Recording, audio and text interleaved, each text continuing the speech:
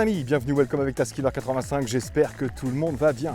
Aujourd'hui, j'ai testé pour vous, pas celui-là non plus, celui-là bientôt, mais celui-là avant, le DYU A5.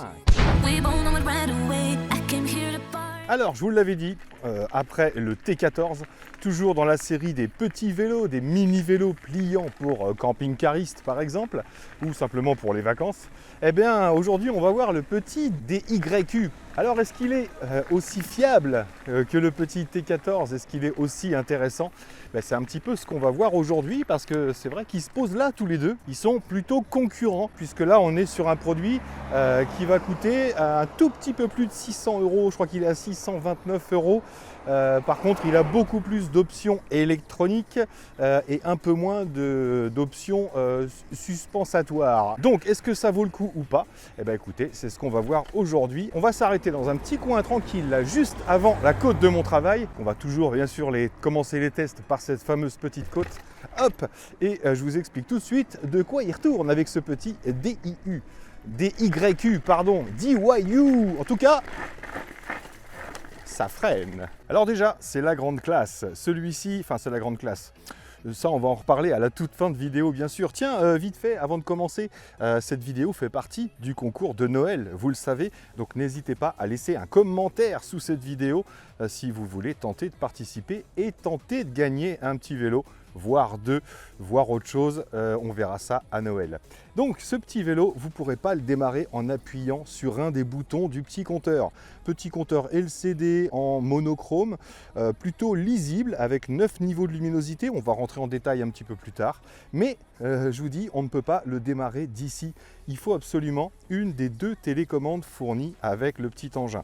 Donc vous avez une paire de clés qui, elles, vont servir exclusivement à déverrouiller la batterie pour pouvoir la retirer et l'emmener en charge. Pendant qu'on y est, vous voyez ici le petit trou pour charger en DC avec le chargeur fourni. Chargeur de 54 volts 2 ampères, donc il faudra environ 3-4 heures pour recharger la batterie qui fait seulement 7,5 ampères. Donc c'est une petite batterie qui n'est pas faite pour les longues distances, mais qui en même temps se recharge assez rapidement. Et sur le site, cette batterie ne coûte que 299 €, je crois. Donc libre à vous si vous voulez une seconde batterie. Donc je vous disais, on peut le mettre en route qu'avec la télécommande.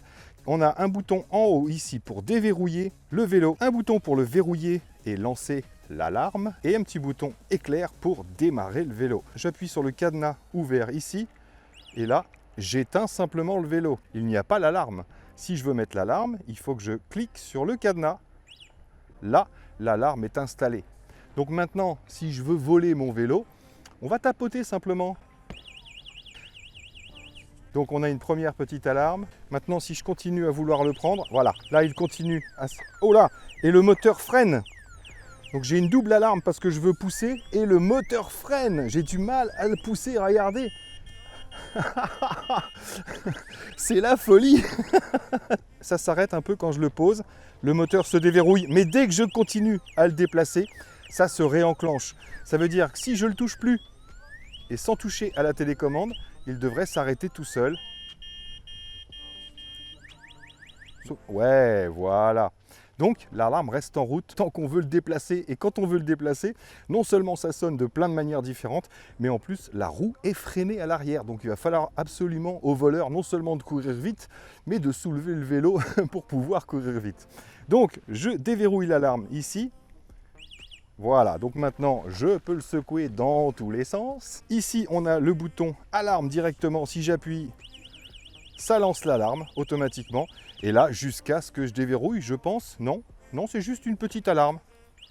Voilà, une petite alarme. Et le vélo n'est pas, lui, sous alarme. Regardez, je peux y toucher, je peux le déplacer. Et enfin, le bouton éclair du bas, il faut appuyer 2 fois pour démarrer le vélo. Hyper smart quand même. C'est la première fois que j'ai un vélo avec ces options-là pour ce prix-là. Donc ça, c'est à prendre en compte, bien sûr, dans le tarif du vélo. C'est un cadre aluminium avec des belles petites soudures apparentes, bien sûr, mais des belles petites soudures, et un vélo qui sera un peu plus léger que le T14 quand même, car il accuse que 22,4 kg sur la balance avec sa petite batterie qui pèse 2,5 kg à peu près. Donc il est beaucoup plus léger, bien sûr, mais parce qu'il n'y a pas tous ces amortisseurs qu'on avait sur le T14. Il a des roues en 14 pouces avec des pneus CST de bonne qualité. Ce sont des 14 par 2,125. Il a 3 niveaux d'assistance sur le compteur, le low, le medium et le high, qui vont fonctionner simplement avec le pédalage. Parce qu'on a une poignée d'accélérateur. Donc automatiquement, il n'est pas autorisé sur route, mais la poignée pourra vous emmener au maximum, peu importe l'assistance que vous aurez sélectionnée. Par contre, on va vérifier ensemble les niveaux d'assistance avec le pédalage. Il a une vitesse maximale de 25 km/h et on ne pourra pas le débrider celui-là. Et il est donné pour une autonomie entre 24 et 40 km avec l'accélérateur simple. Si vous voulez pédaler, il va falloir mouliner. Il a une autonomie entre 48 et 60 km. Pour rien vous cacher, j'ai fait 26,5 km et j'ai très peu pédalé. J'ai quand même fait 26,5 km avec mes 90 kg. Ça veut dire que vous aurez beaucoup plus si vous pesez entre 60 et 70 kg. Il va pouvoir monter des côtes d'environ 15 degrés parce qu'on a un moteur de 350 watts. Alors sur le site DYU, ils nous mettent un moteur de 250 watts, sur d'autres sites 350, mais c'est indiqué sur le moteur. 48 volts, 350 watts. Donc là, il n'y a pas de question à se poser. Ce vélo n'est pas fait pour la législation française. Il est IP54, donc il est résistant aux projections d'eau. Vous allez pouvoir rouler sous l'eau. Et j'ai même envie de dire, il est fourni avec une tenue de pluie ou une tenue de douche. Parce que quand vous le recevez, vous allez voir, il est livré dans un carton qui est lui-même est dans un carton. Quand vous ouvrez le carton, vous trouvez le vélo qui est pratiquement tout monté. Et ouais, je me suis servi des petites housses pour pouvoir aller prendre ma douche. C'est un des vélos, pareil comme le T14, hein, où il y a un minimum de choses à monter. Vous aurez le guidon à installer, la selle à monter et petit accessoire réfléchissant sur l'avant. Sinon, tout est déjà prémonté. Vous aurez juste à ajuster l'angle du guidon avec la petite molette supérieure. Mais sinon, c'est très vite monté, très vite prêt à être utilisé. Par contre, chargez la batterie avant toute chose. Moi, elle est arrivée, il avait 500 mètres, donc il a été testé. Mais la batterie était à peu près 2 bars. Donc, si c'est 2 bars moins ou 2 bars plus, on ne sait pas. Il vaut mieux charger quand on le reçoit. Mais ça va assez vite. Il a un petit LED à l'avant et un feu à l'arrière qui fait également feu stop. Donc ça, c'est que du bonheur. Et il est équipé de freins à disque à l'avant et à l'arrière, mais ce sont des freins mécaniques sur des disques de 160 mm. Ça suffit encore une fois pour ce genre de vélo. Il a une fourche suspendue à l'avant, très peu de débattement, environ 2 cm et demi. Vous allez voir, c'est assez simple de la claquer. Il a également des ressorts de selle. Je vous l'ai dit, les ressorts, c'est la vie. Et une bonne grosse selle bien confortable. On verra si c'est confortable dans le temps. Alors, avant de le démarrer, on va voir si on peut s'en servir comme un vélo normal. Donc oui, j'ai envie de dire, puisque vous le savez, ce genre de vélo, petit plateau, petit pignon, il n'y a pas de vitesse, bien sûr. Donc vous allez pouvoir vous promener avec. C'est pas un vélo qui est trop lourd avec ses 22 kg. Mais par contre, je ne ferai pas des kilomètres comme ça. Et on doit être aux alentours des, pour être à l'aise, 8-10 km/h. Donc pour se promener dans un camping, c'est suffisant. Maintenant, il y a plus léger comme vélo si on ne veut pas d'assistance électrique. Allez, on va le mettre en route. Est-ce que je peux l'allumer en étant en route? Oui! Tiens, je vais vous parler du confort tout de suite, comme vous pouvez le voir. Amortisseur de selle, bien souple, pour mes 90 kg, c'est top. Après, si vous faites un petit peu moins, je pense que ça va marcher parce qu'il est assez souple. La petite fourche à l'avant, vous voyez, elle est très courte au niveau du débattement, mais voilà, ça suffit pour encaisser les petits chocs, bien évidemment. C'est pas un vélo de cross. La selle est plutôt confortable, le guidon est pas très large. Par contre, au niveau de la tenue, alors les pneus, je peux vous affirmer qu'ils ont une bonne tenue de route. Par contre, le guidon, il a une petite, la potence, j'ai comme une petite résistance. Pas forcément une résistance, mais un peu cranté. Oh c'est légèrement cranté. Ça veut dire que je pense qu'on ne pourra pas... Ah, vous entendez le gling-gling là? Ça, je vous en parle à la fin de la vidéo de ce petit gling-gling. Donc ouais, ça veut dire que d'une main, ça va. Par contre, lâchez pas les deux mains parce que le guidon est raide. Si vous vous penchez, ça tourne d'un seul coup ou pas beaucoup. Donc ne lâchez pas les mains. Je trouve la maniabilité un petit peu moyenne par rapport au T14, bien sûr. Donc, assistance 1, ici, on est à 12,8 km/h, 13 environ. J'appuie sur le M et je passe en medium. C'est parti. Donc, je force pas, hein. Je force pas, j'accompagne les pédales puisque là, on est sur du capteur de cadence, hein, vous vous en doutez, c'est pas un capteur de couple. Et on est environ à 17 km/h. Hop, je mets en high, ça fait mal. J'atteins les 22. Je suis au début de la côte. Ouais, 22 km/h j'ai atteint là. 21, 25, ouais, 21, 5, 22. Ça descend tout de suite à 20. Et là, j'accélère pas. Et vous voyez ma fréquence de pédalage à 20 km/h. C'est encore correct, hein, mais je pense que jusqu'à 15, c'est déjà pas mal. Là, j'ai l'impression qu'il reste à 20. Si j'accélère, c'est pas mieux. Donc je n'accélère pas. Et là, sans forcer, il monte la côte en restant à 20. Voilà à quoi sert le moteur de 350 watts, j'imagine. Il n'a pas bronché, il est resté à 20. Donc là, j'arrive sur le plat, toujours avec l'assistance au pédalage. Je suis déjà essoufflé. Et là, on est à 22,5. Alors j'ai vérifié le compteur avec Waze, hein, il est net, il est propre. Il y a à peine 1 km/h de décalage. Et vous voyez, j'atteins même pas les 25. Il faudrait que je pousse sur les pédales. Mais non. 23. Donc il n'atteint même pas les 25. Allez, j'accélère. Ah, c'est pour ça que j'ai vu 25 km/h max et 20 km/h en roulant. Donc là, je suis à l'accélérateur et on va prendre la petite descente. Il n'y a pas de frein moteur. On dépasse les 25 sans problème. 28,8. Je vous le dis en même temps parce que je ne sais pas si vous voyez bien le compteur.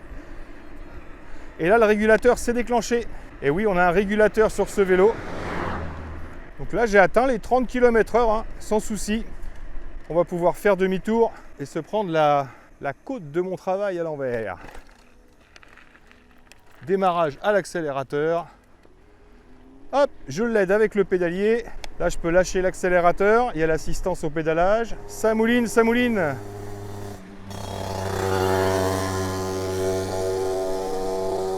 Alors, si j'arrête de pédaler, on va voir ce que donne cette petite côte.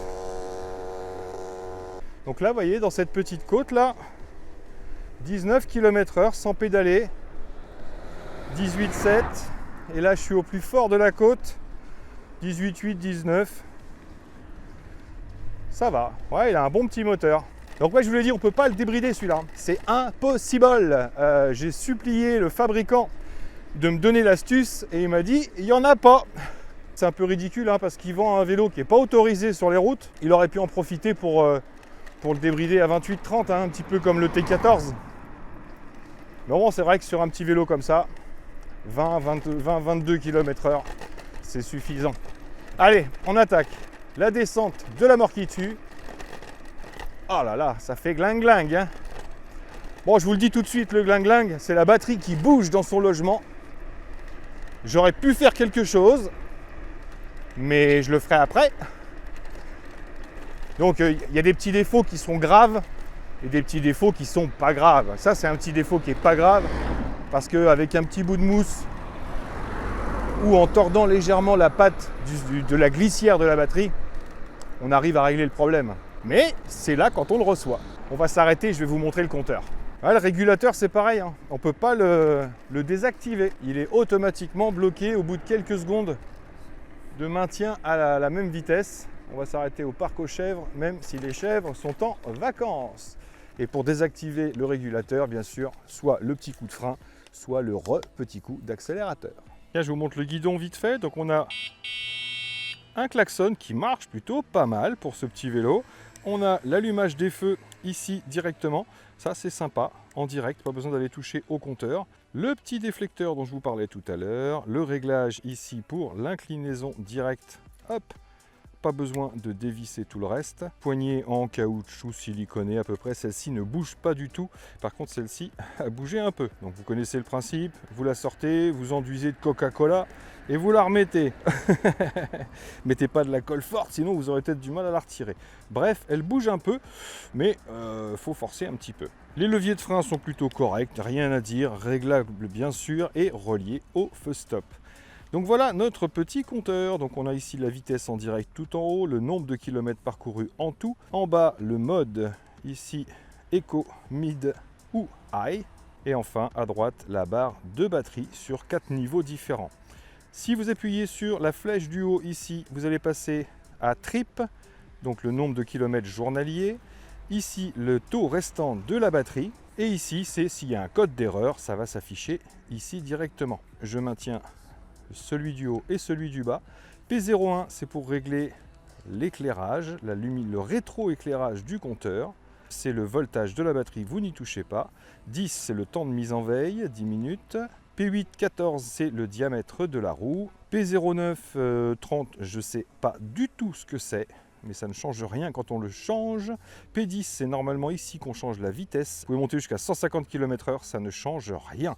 Moi, il est arrivé marqué sur 30 km/h et il y va déjà pas. P11, je sais pas, ça change rien. On a le choix entre 0 et 1, mais ça change rien. Et ici, P26, en fait, quand vous maintenez le M, ça remet l'odomètre à 0. Donc je maintiens les deux pour ressortir de ce petit menu. Et voilà, super simple. Et moi je regrette quand même qu'il n'y ait pas une façon de mettre en route le vélo sans la télécommande. On en reparlera. Allez, j'ai mis en high. Ici, on va voir la réactivité. 1 tour, 2 tours, hop, ça y est, ça prend le relais. Donc il faut à peu près 2 tours. Par contre, le moteur est très lent. On est loin du petit coup de pompe au derrière. Même avec l'accélérateur ici, là je suis à 10 km/h. J'accélère, ça part hyper progressivement. Donc bizarrement, je le trouve moins coupleux que sur le T14 qu'on a testé la semaine dernière. Pour pédaler, je vous conseille soit le plus bas en éco, soit vous mettez en médium. Voilà. Et là en médium, on a une fréquence de pédalage qui est plus raisonnable. Vous voyez, je suis à 17-18 km/h et on est en petite balade. Voilà, on a un bon petit rythme. On pédale haut, mais on avance haut pas trop vite. Mais au moins, c'est pas trop désagréable. Voilà, dès qu'on passe en high, tout de suite, ça devient beaucoup moins naturel, c'est clair. J'arrête de pédaler, ça me saoule. Et vous voyez, hop là, c'est pas hyper fluide au niveau de la direction, comme je vous l'ai dit. Alors par contre, sur celui-ci, il y a beaucoup plus de place au niveau des genoux. Vous pouvez le voir, hein, je passe carrément devant le guidon, enfin pour vous derrière le guidon, tout simplement parce que le pédalier est un petit peu plus loin de la roue avant que sur le T14 et surtout les manivelles des pédales sont plus courtes. Ouais, je suis super content des pneus par contre, hein. Mais ouais, niveau maniabilité, alors déjà il est un petit peu moins maniable que le T14 parce que il y a un blocage ici, on a les fourches qui vont bloquer, on ne peut pas tourner plus que ça. Bon après je vois pas trop l'intérêt de tourner plus que ça, mais je vous dis, il y a cette petite raideur dans le guidon qui fait qu'on n'a pas des mouvements hyper fluides. Par contre il reste quand même super maniable. C'est des petits joujoux très marrants à piloter. Le confort est là. Alors le porte-bagages, l'espèce de selle, j'ai le régulateur qui s'est mis. Hop, l'espèce de selle porte-bagages, je ne sais pas trop à quoi elle sert. À part de porte-bagages bien sûr, hein, puisque là je vois pas quelqu'un s'asseoir dessus. Même si on a un siège en mousse, on est directement assis sur la roue et il faut avoir des jambes de 15 cm. Hein. Mais sinon, ouais, niveau maniabilité, c'est plutôt bien. Là, ce petit espace, hop, c'est tout serré, tout petit. Le vélo passe vraiment partout sans aucun souci. On va pas aller trop loin aujourd'hui, hein, ça sert à rien. Hop, un petit peu de off-road. Donc pareil, hein, il se comporte plutôt bien sur les gravillons. Je vais pas aller faire de la bosse, hein, je vois pas l'intérêt. Là, il y en a un petit peu. Mais super confortable au niveau du siège. Petite vibration. Le freinage. Ouais, j'ai gratté avec les 2 roues. Donc ouais, petit frein à disque mécanique, mais franchement ça marche. Hein. Sur ce genre de petit engin, c'est toujours mieux qu'un frein à tambour. Mais ça freine bien. Hop, allez, on passe à travers champ. Là, ça bosse un petit peu plus. Mais ouais, je peux continuer à vous parler. Pourtant, ça vibre pas mal. Mais le petit amortisseur de selle fait bien son taf. Amortisseur de tige de selle. Hop là. Par contre, on entend. Hein. On l'entend, hein, la batterie qui vibre. Fait des vibrismes. Donc ouais, même en petite balade en sous-bois comme ça, c'est vraiment super sympa. Hein. C'est très agréable. Je peux pas piler comme ça sur la route. Les pneus accrochent bien. Hein. Je vais le faire là à 15-20 km/h. Vous avez entendu? Ça tweet. Ouais, je ferais moins le fifou avec celui-là qu'avec le T14. Par contre, on est beaucoup plus à l'aise au niveau de la position de conduite. Là, le siège est un peu plus reculé. Je vais vous donner toutes les dimensions, hein. On va se trouver un petit coin et je vais tout de suite vous donner les dimensions, vous dire ce que je pense de ce petit engin. On va se refaire un petit passage dans les sous-bois. J'adore ce genre de truc. Hop! Mais ouais, la position de conduite est top, hein, par contre, hein. Là, il n'y a pas de gêne pour les genoux. Moi, je fais 1m80 et là, on va pouvoir mettre un pilote dessus jusqu'à 1m90, 1m95. Hein. Oui, il aura l'air ridicule, mais il sera à l'aise. Et là, il n'y aura pas les genoux qui touchent. Donc ça, pour ça, il est beaucoup mieux, c'est clair. Allez, on va se trouver un petit coin tranquille, avec un petit peu de lumière quand même. Et je vous dis ce que je pense de ce petit joujou. Ah, pour les freinages d'urgence, il est terrible. Il accroche top. Hop hop. Alors je vous ai dit une hauteur recommandée de 1m50 à 1m90, même plus si vous voulez. Il y a vraiment de la place, tiens, vous pouvez peut-être le voir ici mieux. Hop, regardez, vous voyez la distance de mon genou. Si je mets la pédale ici au maximum vers le haut, je suis vraiment très loin de toucher le guidon. Donc beaucoup plus spacieux. Donc une capacité de charge entre 120 et 150 kg. On est à 126 cm au total. Un empattement de 86 cm de moyeu à moyeu. Une distance selle guidon de 37 cm jusqu'à 65 cm. La selle est très longue. Donc vous allez pouvoir ajuster votre position de conduite sans problème. Le passage ici est à 50 cm, donc vous pouvez passer aussi bien par devant que par derrière. L'axe du pédalier est à 25 cm du sol. La pédale, elle, est à 12 cm du sol. On ne va pas se pencher dans les virages en pédalant, ça c'est clair. Et comme je vous disais, les manivelles ici font 15 cm contre 17 pour le T14. C'est aussi pour ça qu'on touche moins le guidon, forcément, mais qu'on a tendance à plus mouliner. J'ai envie de dire, heureusement qu'il ne roule pas à 27, 28, parce que ce serait difficile de pouvoir pédaler. La selle est réglable de 65 cm jusqu'à 96 cm de haut, et le guidon de 102 cm jusqu'à 87 cm ici. Là, c'est rigolo, on dirait putain, un vélo de clown. Donc je vous montre comment ça se plie et juste après, je vous dis ce que j'en pense. Regardez, c'est assez simple, c'est très bien, j'ai déjà replié le guidon, je vais le verrouiller. On va pouvoir replier les pédales également. Hop. Je pousse la béquille et je replie mon fauteuil. Alors ce qui est pas mal, c'est que quand on replie le fauteuil, on a le tube ici qui a un renfort en plastique qui vient, n'allez pas au maximum sinon vous ne pourrez pas le verrouiller. Venez ici, tac, et là on a un petit tube qui va permettre de poser le vélo pour éviter de toucher le pédalier. C'est un souci qu'il y avait sur le T14 dont je ne vous avais pas parlé. Quand on le repliait, on le posait directement sur le plateau. Mais il n'est pas très lourd. Dans l'autre sens, c'est pas très lourd, 22 kg. Hein. Donc on a un petit loquet ici, on déverrouille comme d'habitude, on casse avec le genou. Là c'est beaucoup plus facile qu'un gros vélo. Et ensuite le petit loquet ici, vers le haut, et il n'y a plus qu'à replier son guidon. Donc voilà l'encombrement de l'engin. Donc c'est vrai que c'est facile à plier, tac, facile à déplier, par rapport à sa taille bien sûr. Là ça fait petit hein. Alors on en vient aux choses qui fâchent. Donc je vous l'ai dit, le régulateur qu'on peut pas retirer, voilà, certains n'aimeront pas et ça peut même être dangereux pour, voilà, ça peut être surpris. Maintenant quand on le sait, c'est clair. Mais le fait de ne pas pouvoir le déverrouiller, bah, c'est un petit peu gênant pour moi. Il tient la route, il est très maniable, c'est sûr, mais je regrette cette espèce de petit crantage dans la fourche. Voilà, je suis étonné qu'on n'en ait pas entendu parler sur YouTube, alors à moins que le mien ait un défaut, mais il y a un petit crantage dans la fourche qui fait qu'on ne peut pas être vraiment hyper fluide. Alors la télécommande, ouais, je la mets dans les moins. Pourquoi ? Pour une seule raison, c'est parce qu'il n'y a aucun moyen de déverrouiller le vélo, de le mettre en route ou de l'éteindre si vous n'avez pas la télécommande. Alors vous en avez deux, c'est sûr, s'il y en a une en panne, il faut avoir emmené l'autre avec soi, mais si vous tombez en panne de pile ou qu'on vous pique vos affaires et que vous n'avez plus la télécommande, vous ne pourrez pas mettre en route le vélo. Donc pour moi, il devrait y avoir une solution de sécurité pour pouvoir démarrer le vélo, une manip, je ne sais pas, une clé, j'en sais rien, bref, je mets ça dans les moins. Oh, il y a 3 trucs que je mets entre parenthèses. La poignée qui tourne, parce que ça se règle facilement. La fourche qui claque, elle claque pas si vous sautez pas des trottoirs et que vous faites pas des rebonds dessus comme un malade. Elle encaisse les chocs, elle est juste là pour ça. mais je la mets dans les moins entre parenthèses quand même. Et le moteur de 350 watts, bien sûr, plus l'accélérateur, ce qui fait que ce vélo n'est pas autorisé. Donc pour un vélo qu'on peut emmener en vacances ou mettre dans un camping-car, si on peut l'utiliser que dans le terrain de camping, ou ça bride un petit peu. Donc ça, je le mets dans les moins entre parenthèses, parce qu'on sait ce qu'on achète, encore une fois.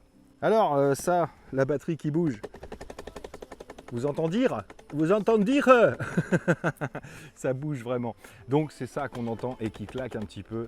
Voilà. Donc faut soit tordre un petit peu le rail, soit y mettre un petit bout de mousse. Donc on forcera un peu plus pour la mettre, mais au moins ça bougera plus. Et enfin, la selle, ouais, elle est super confortable, c'est sûr. Elle est moelleuse, elle est longue, il y a des ressorts, elle encaisse bien. Mais moi j'ai fait, je vous l'ai dit, avec ma batterie complète, sans pédaler, 26 km. Ben, je vous assure qu'au bout de 25-26 km, j'avais tendance à sentir, elle est tellement moelleuse que je sentais du coup un peu les ressorts. Et voilà, il n'est pas fait pour faire de la route. De toute façon, c'est son autonomie, 20-40 bornes maximum. C'est fait pour les petits trajets. Mais je tenais à dire quand même qu'au bout de 25-26 bornes, une selle trop molle, trop souple, peut avoir ses inconvénients. L'autonomie, elle est correcte. Pour une batterie de 7,5 ampères, je trouve qu'on a une autonomie plutôt correcte et la batterie se recharge assez vite. Donc ça, je le mets dans les plus parce qu'on a un faible encombrement, un faible poids et quelque chose qui peut quand même faire ses 20-30 bornes journalières sans aucun souci. En plus, la batterie est disponible et elle vaut 229 €. Je me suis trompé tout à l'heure, j'ai dit 299. 229 € la batterie supplémentaire et elle est dispo chez DYU. Le moteur est suffisamment coupleux pour garder la puissance en côte. Je vous ai dit, voilà, on attaque à 20-22 km/h et on monte la côte à 19-20 km/h. Donc ça tient. Voilà, c'est pas un foudre de guerre, mais ça tient. Le moteur est pas mal. Bête qu'il soit à 350 watts. Les lumières, j'aime bien. Voilà. Alors ce que j'aime pas, c'est que c'est fixe ici. Donc si vous n'aimez pas l'orientation, vous n'avez pas le choix. Et comme c'est fixe, quand vous tournez, vous éclairez quand même toujours devant. Ça ne suit pas la roue. Donc ça, j'aime un peu moins. Pourtant, ça éclaire plutôt bien. Et on a un bon feu arrière avec un bon feu stop. Ça, c'est appréciable. Dommage pour l'inclinaison avec la roue. Donc avantage bien sûr, taille, poids, repliable, transport, c'est vraiment fait pour ça. C'est un petit vélo que vous allez mettre dans le coffre. Donc c'est vraiment un vélo qui est fait pour ça, pour transporter un petit peu partout, où on veut, quand on veut. C'est le but, il le fait et il le fait bien. Donc dans les plus, j'ai mis bien sûr la position de conduite et le confort. Parce que, encore une fois, pour les petits trajets, c'est vraiment le top. Et enfin, je suis obligé de le mettre dans les plus aussi, le petit gadget télécommande pour mettre en route l'alarme, verrouiller, déverrouiller. Moi, en regardant les vidéos, j'avais juste appris que ça couinait et que ça couinait un peu différemment si ça dure longtemps. Mais en fait, c'est plutôt bien étudié. L'alarme se met en route, si on n'y touche plus, ça s'arrête. Il est content, il est content. Mais par contre, dès qu'on veut le déplacer, l'emmener, voilà, la roue qui se met à forcer, plus l'alarme qui change de tonalité, etc. Je trouve ça plutôt pas mal. Donc voilà, c'est assez classe quand même pour verrouiller son petit vélo. Bon, ça n'empêche pas de l'attacher à quelque chose si vous le garez, parce que c'est vite embarqué quand même. Mais j'avoue, c'est un gros plus et c'est assez la classe d'avoir la petite télécommande pour ça. Ben voilà, faites-vous votre propre petite idée. Maintenant, vous savez tout. Je vous ai dit tout ce que je pouvais savoir là-dessus. C'est pas un mauvais vélo. Non, c'est pas un mauvais vélo du tout. Il a plein de petits avantages. Après, les petits inconvénients, certains, ça va les gêner, d'autres, ça les gênera pas. Donc voilà les amis, merci à tous d'avoir suivi. Merci encore à vous d'être là. Moi, je vais finir mon petit tour et puis je vous dis surtout, portez-vous bien. Prenez soin de vous et des autres. Soyez prudents et à très bientôt dans mes vidéos. Allez, ciao, ciao, attrape. Raté.